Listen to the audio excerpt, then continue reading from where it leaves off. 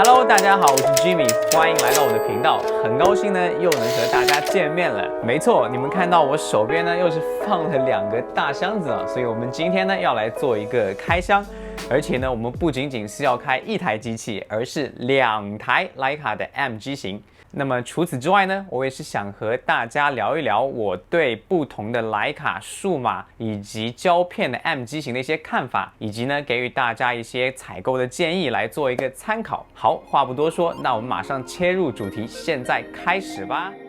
好，我们来开的第一个箱子呢，就是徕卡的 M10P 啦。这个呢，它就是一个徕卡最近的产品都会使用的抽屉式的开箱方式啊。最上边呢就是我们的机器，我们先把它拿出来放在一边，然后底下呢有2个小抽屉，第一个呢是放了一些说明书啊、产品介绍啊之类的东西，我们先不管它，把它丢在一边。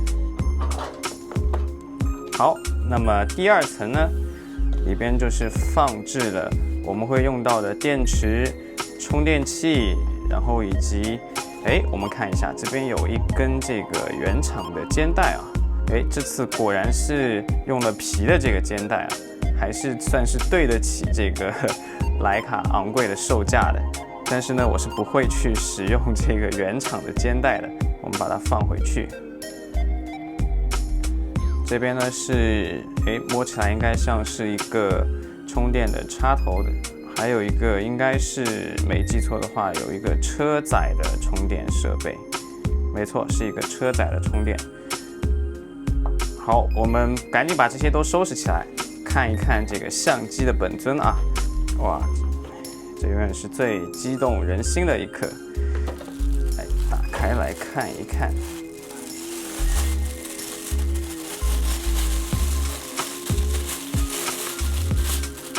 哒哒哒哒，这是一台银色的 M10P， 是不是非常的漂亮啊？我们来看一下。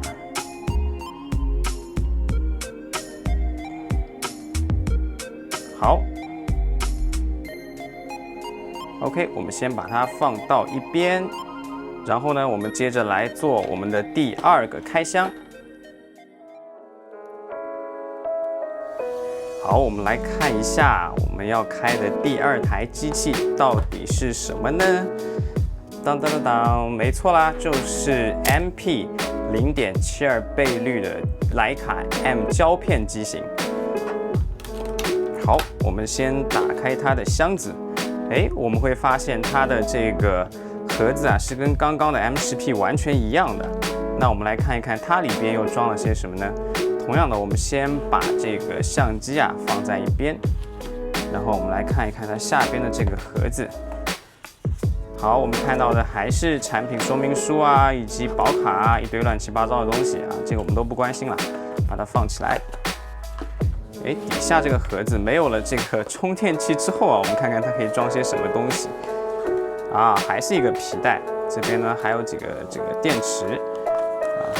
包括有一个。这个应该是一个可以用硬币打开，而不是用手旋转开的这个电池舱门吧？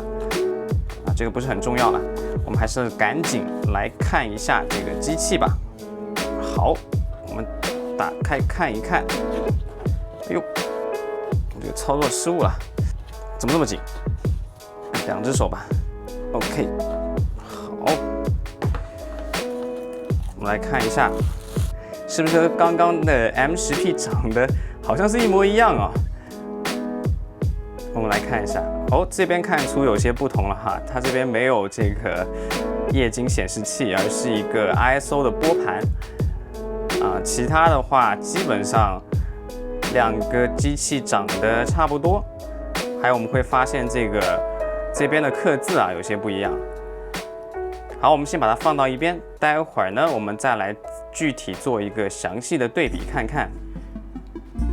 好，那么现在呢，我们给这3台啊徕卡的银色的 M 机器呢来做一个外形上的对比啊。我们发现啊，从正上方看下去，这3台机器啊几乎是看不出任何的区别的。那仔细对比呢，我们会发现，首先啊，这个 logo 的这边的一个刻字呢是不同的。那比较简约的这一款呢是徕卡的 MP， 那中间这一台呢是徕卡的 M10P， 我们从这个 ISO 转盘啊就可以看出来。然后这一台呢是我之前一直在用的徕卡的 MA， 那这2台机器啊，它的 logo 刻字是一模一样的，但是我们会发现细节上呢也是有一些区别的。比如说 MA 它的这个编号是在这个位置，而 M10P 的编号呢是在热靴的位置。那同时呢 MA 的刻字啊会比 M10P 来的会更加的浓一些。那同为胶卷机的 MA 和 MP 呢，在这边会有一个计数器啊，这也是一个比较大的区别。好，那我们来看一下它们的背面。OK， 很显然呢 ，M10P 作为一台数码相机，它这边是由一个 LED 屏呢是占据了后部的这个大量的面积啊。那这边呢是非常简洁的3个按钮，而 MP 和这个 MA 呢，仅仅是一个 ISO 的拨盘。那这个首先我们看 MA 的这个拨盘呢，它是银色的。但是呢，它并没有一个实际的意义，因为它仅仅是起到一个提醒的作用。因为我们知道 MA 上边呢是没有这个测光的，而我们来看一下 MP 上面的这个黑色的拨盘呢，它是被用作测光的时候来调整你的 ISO 的，所以它是有一个实际的意义存在的，并不仅仅是一个提醒的作用啊。而 M10P 的 ISO 拨盘呢，则是来到了侧边，取代了这个传统的倒片装置的这个位置啊。好，那看完了这个背面呢，我们来看一下相机的前面。好，那很显然呢，这个 MP 啊，它和 MA 在前边的样子呢，除了这个电池舱门之外啊，几乎是一模一样的啊。它同样都是一个铆钉的设计，而 M10P 呢，它这边由于是使用了一个电子的这个 frame line， 就是电子的取景框，所以它是把这个采光的窗口啊给取消掉了。那除此之外呢，它这边啊本来是有一个，我们来看一下 MP 上是一个用来做倒片的这个 reverse 的这个指针，它这边是改成了一颗按钮，因为我们已经用不到这个倒片的这个指针了。那其余的设计呢，除了这个铆钉啊，一个是平的，一个是这个一个突出的小柳钉之外呢，其他地方好像都差不多。那总的来讲呢，我觉得这3台机器啊，在外形上都是非常的接近的。如果不仔细看的话，你可能都分辨不出来哪一台是胶片的机器，哪一台是数码的机器。好，那么看完了机器的外形对比之后呢，我再来跟大家讲一下我自己对于徕卡的 M 机型，包括数码和胶片不同类型的机器的一些购买的建议吧，算是。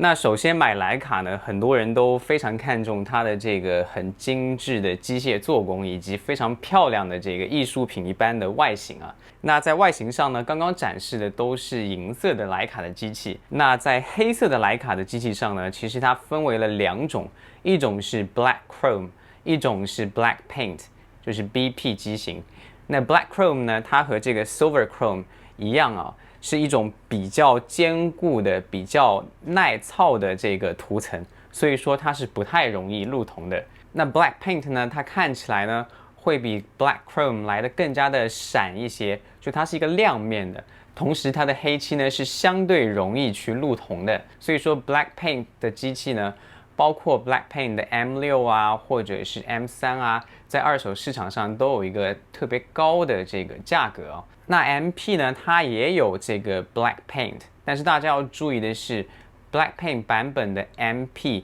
它的漆啊，要比起 M6 或者是 M3、M2 那些 Black Paint 都要来的薄了很多。可能是徕卡想让大家更快的去体验这种入铜的这个视觉效果，所以呢，对漆面啊是做了一些改进。那这样一来的话，它其实会有一个缺点，就是说它很容易出现太阳纹，就是那些擦拭后留下的细纹。就我们在汽车上，如果大家接触过钢琴烤漆这个面板的话，可能就知道它一擦拭啊，就非常容易留下这些细小的纹路。那同时呢 ，Black Paint 版本的这个 MP 会比银色的机器要贵上不少，所以大家在做选择的时候要考虑好。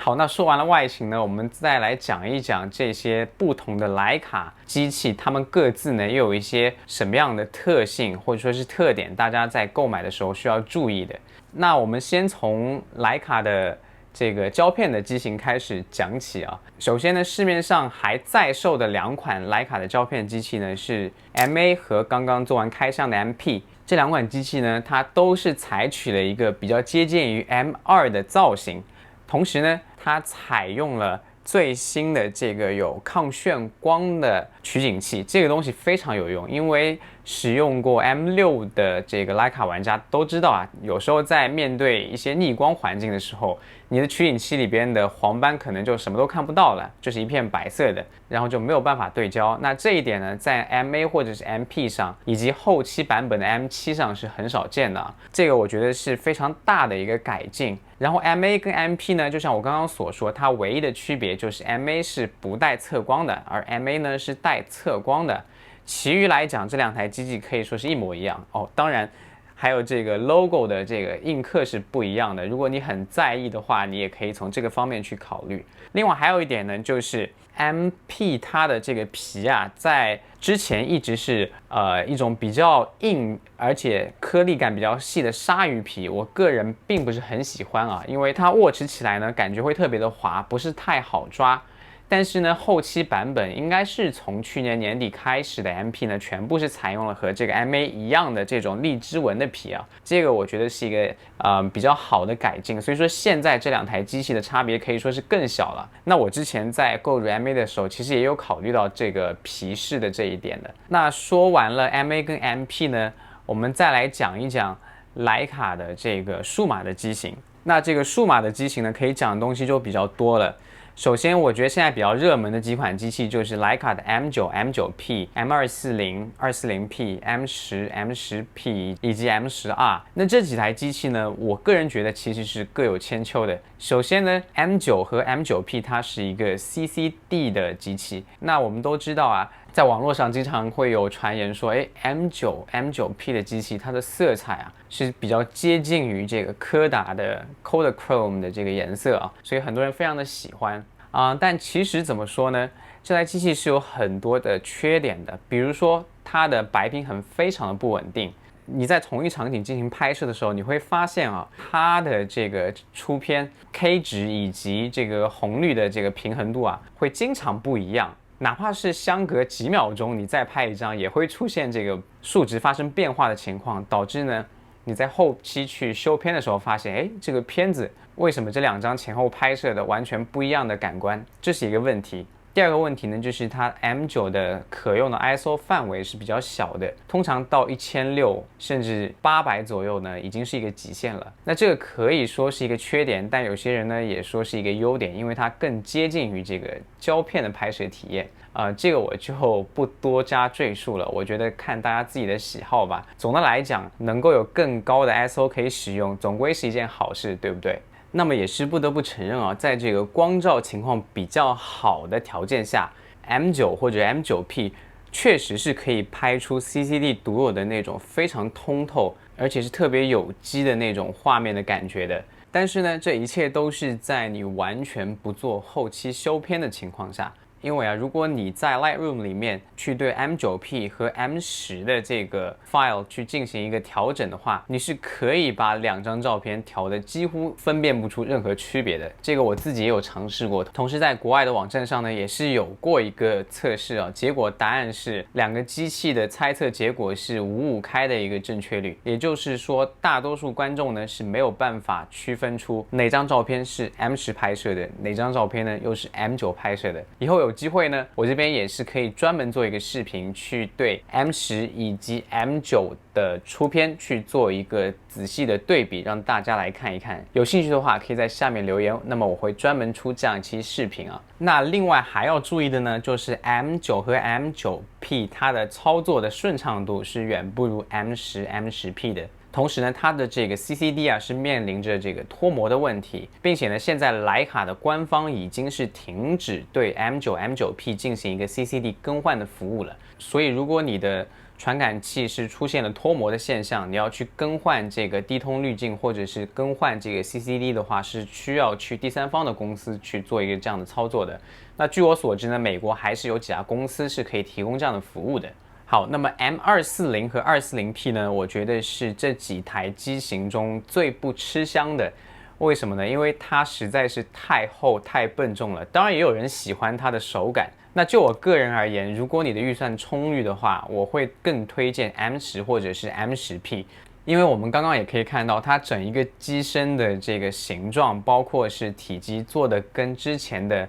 徕卡的胶片机器几乎是一模一样了，我觉得这个是很好的一点。那 M10和 M10P 以及 M240等等使用 CMOS 传感器的机型呢，是可以使用 Live View， 也就是背后的这个窗口去进行取景，而且是支持 EVF 的。这样的话，对于你去使用一些超长焦或者是超广角的镜头是有一个优势的。那同时呢 ，M10P 上面呢，它的快门声音非常的轻，我觉得这个对于街拍来讲也算是一个优势吧。好，那么接下去呢，我们再来讲一讲徕卡的 M12。那 M12呢和前面的 M9或者是 M9P 以及 M10、M10P 的区别就比较大了，因为它是一支4000万像素的，终于赶上了现在这个追求像素点的这个潮流的徕卡 M 机型。那这台机器呢，我个人觉得对于我来说至少是完全没有必要的。因为它的优势主要体现在2点，第一点当然是高像素带来的细腻的画质，